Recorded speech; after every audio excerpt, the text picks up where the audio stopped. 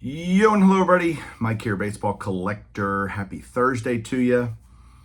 Got a couple things in the mail today that really kind of, I think I'm going to title this something like my two collecting worlds collide. And that's because I got a card, and for my other collection, which is comic books, I got a pretty big comic book today. So I'm looking all the time to add to my card collection. So I would call that my dominant collection, but I have a Amazing Spider-Man collection that's no joke. I have loved I've loved Spider-Man the character since I was a kid. I remember watching Spider-Man and His Amazing Friends with Firestar and Iceman as a kid. I remember all the movies coming out back when they were owned by Sony, and so just always a character that I loved and could relate to, kind of the nerd that, never gets the girl and is always picked on. But I don't have any superpowers. I didn't get bit by a radioactive spider or anything. So, but I've always loved Spider-Man. And so I remember buying them as a kid and I have tons of my childhood comics still. I used to just lug them around every time I'd move or whatever. But I would just keep buying them. And then as an adult, I kind of just kept going. And right now, they are on they just released issue number 924 for Amazing Spider-Man, which started in 1962 or 3, is my guess. I think it's 63, actually. Yeah, it'd be like May 1963. So I started collecting it in the 80s for sure. And so what I've been trying to do is backfill. There were years where I went without buying a comic book, years and years, even though I was still buying cards. But as I got older, I started backfilling my collection and filling in gaps and stuff like that by buying comics. There's tons of places. It's so crazy how similar card collecting and comic book collecting are. There are, in the modern comic world, every comic pretty much has parallels, basically. They're called variant covers. So it's the exact same inside, but it's got a different cover by some different artist, or have it showing different characters, things like that. So there's parallels. Some issues have just a couple of parallels. Some issues have 100, literally. And my goal is to get all of them. I want to complete the rainbow, so to speak, using card vernacular to describe it.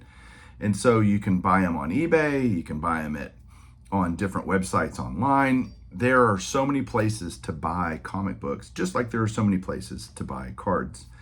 And you can grade comic books too, just like you grade cards. And the condition matters, and it affects the price, and all the different things that we think about cards. The parallels are, amazing in comic books. So what I'm gonna do is flip this around and show you guys what I got.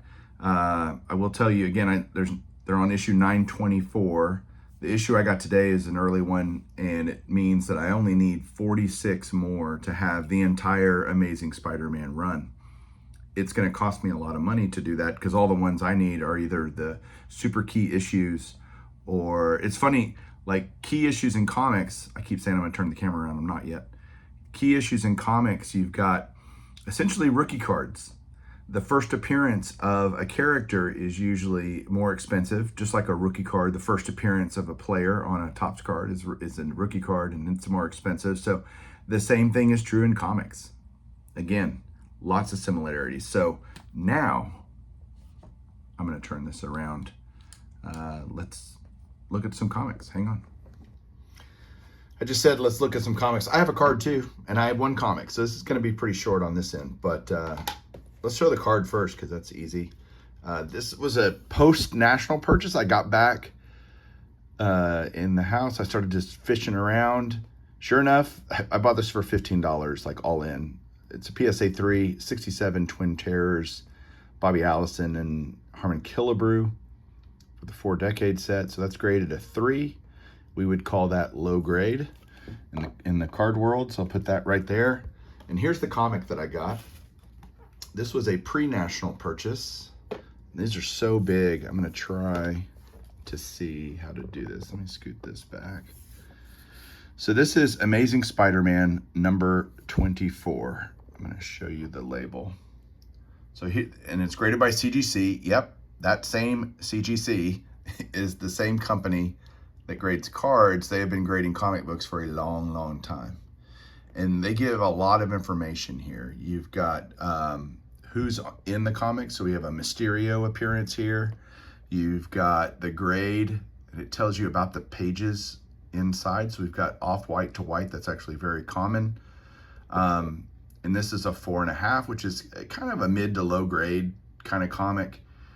You've got Stan Lee wrote the story, the great Stan Lee, and the great Steve Ditko did the cover and the art. And so as I pan down to look at this cover, you've got Spider-Man looking dejected, a startling mystery tale in the mighty Marvel tradition. You got the Vulture there, Sandman. So Spider-Man goes mad. So 12 cents is the cover price.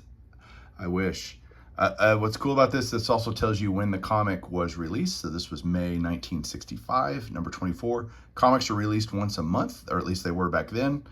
And so this is 2 years into Amazing Spider-Man. This is the 24th issue. Again, I'm gonna move this back here. Let's see if I can stand that up a little, put the camera down. Let me try to pan up if possible. But yeah, these graded comics are great. I have most of my early issues, I get them graded for the same reasons we get cards graded, is authenticity, completeness. You know what the grade is. You're not guessing what the condition is of the comic book. The only thing that sucks about having a graded comic book is you can't read it. Yeah, obviously, I'm not going to crack this out of here, but yeah, this is just awesome. This is kind of the things colliding, but that's it for today, guys. I will talk to you later. I'm going to go answer that phone call. We'll talk to you soon. Keep collecting cards or comics. See ya.